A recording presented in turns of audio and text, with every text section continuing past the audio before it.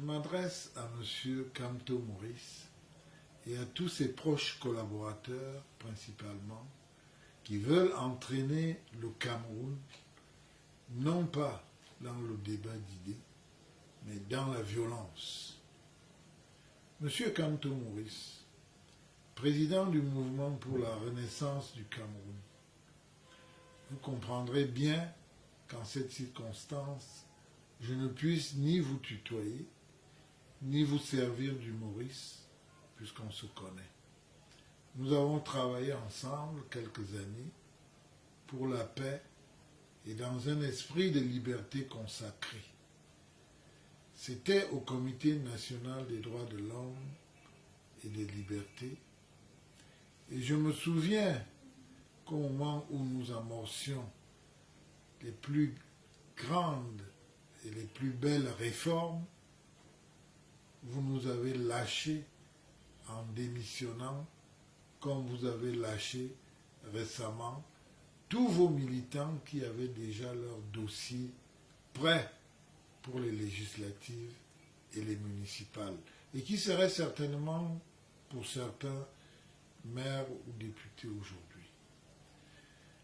J'étais alors vice-président de ce comité.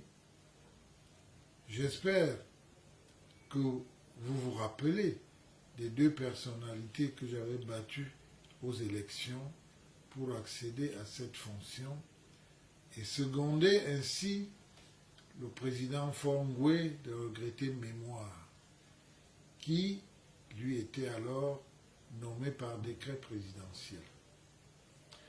Nous avons été ensemble au gouvernement, mais je n'en dirai rien.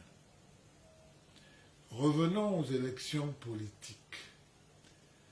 C'est avec un code électoral moins bon que celui que nous avons actuellement que M. Froundi a obtenu 37% en 1992 lors de l'élection présidentielle la plus disputée de la jeune histoire politique et démocratique de notre pays, alors que le président Biya le battait seulement à 2 ou 3% près à l'époque. C'est avec ce même code électoral et dans la même âpreté politique que le RDPC s'est retrouvé avec seulement, pourrait-on dire, 88 députés sur 180 et a dû composer avec le mouvement pour la défense de la République, parti que dirige le sénateur Dakole Daïsala. C'est avec lui que le RDPC a dû composer afin d'avoir la majorité pour gouverner. À cette occasion, l'opposition n'a pas pu s'unir pour gouverner. Aujourd'hui, le RDPC, c'est une présence massive dans plus de 300 communes. C'est une présence de qualité dans plus de 300 communes sur les 360 que compte le pays. Le gouvernement de la République n'est pas sourd, encore moins le président Biya. On a entendu tout type de critiques sur le code électoral. On a noté diverses suggestions sur le nord-ouest et le sud-ouest. Parfois, même des choses inapplicables. Parfois, certaines relevant de la prestidigitation, car on n'appuie pas sur un bouton magique pour mettre fin à une guerre. De plus, la poursuite de notre vie ne dépend pas de coups d'éclat ou d'incantations plus ou moins magiques d'un supposé chaman politique.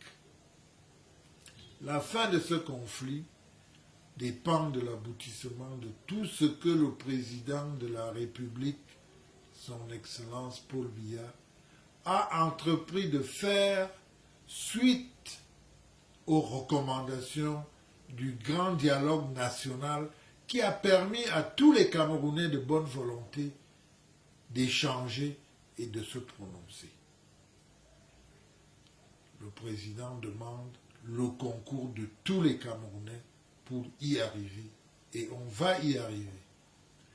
Pour ceux qui veulent manifester par divers moyens, cela est reconnu par notre Constitution. Mais cela doit se faire conformément à la loi et dans le respect strict des règles en vigueur connues de tous. On a vu les marches dites pacifiques dans d'autres pays, à travers le monde. Mais ces marches pacifiques ailleurs se sont parfois achevées dans des débordements violents, et même très souvent. Lorsque les manifestants ont tout brûlé, lorsque les manifestants ont tout cassé, qui va payer? Qui va réparer? Qui va assumer? Nous souhaitons militer pour une démocratie de construction et de responsabilité, et non pour une anarchie destructrice des acquis perfectibles aujourd'hui. Mobilisons-nous tous. Mobilisons-nous pour construire notre pays.